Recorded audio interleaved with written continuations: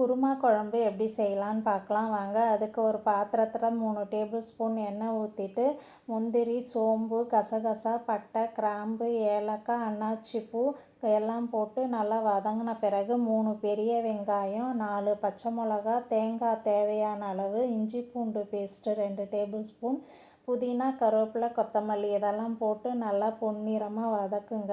வெங்காயம் கலர் நல்லா சேஞ்ச் ஆன பிறகு நல்லா சூடு ஆறின பிறகு மிக்ஸி ஜாரில் போட்டு நல்லா மையாக அரைச்சி வச்சுக்கணும். நம்ம குருமா குழம்பு ரெடி பண்ணுறதுக்குள்ளே நம்ம இதெல்லாம் அரைச்சி வச்சிட்டிங்கன்னா சட்டுன்னு குருமா குழம்பு ரெடி பண்ணிடலாம். அதுக்கப்புறம் குழம்புக்கு தேவையான காய் போட்டுக்கோங்க. நான் போட்டிருக்கிற காய் சௌசௌ, பீன்ஸு, கேரட்டு மட்டும்தான் போட்டிருக்கிறேன்.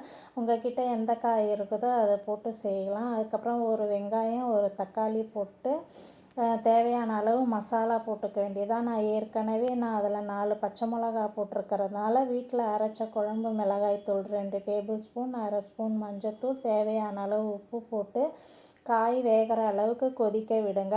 அது காய் வேகிறதுக்குள்ளே நம்ம லாஸ்ட்டு இந்த வெங்காயம் தக்காளி வதக்கி கொட்டணும்.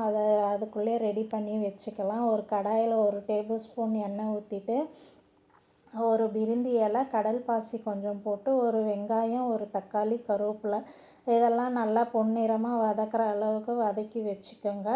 இது ரெடி பண்ணி வச்சுட்டு அதுக்கப்புறம் காய் நல்லா வெந்த பிறகு நம்ம அரைச்சி வச்ச விழுதை அதில் போட்டு கொதிக்க விட வேண்டியது தான்.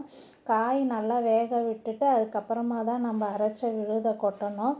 ஏன்னா அது போட்ட பிறகு நம்ம ஒரு கொதி வந்தோடனே கேஸ் ஆஃப் பண்ணிடணும். அதனால் காய் நல்லா வேக விட்ட பிறகு நம்ம அரைச்சி வச்ச விழுதை போட்டு தேவையான அளவு உப்பு போட்டுட்டு ஒரு கொதி வந்தோடனே நிறுத்திட வேண்டியது தான். அதுக்கப்புறம் வதக்கி வச்ச வெங்காயம் தக்காளி இருக்குது பாருங்கள், அதில் கொட்டி நம்ம கேஸ் ஆஃப் பண்ணிட்டா நம்ம குருமா குழம்பு ரெடி ஆகிடும்.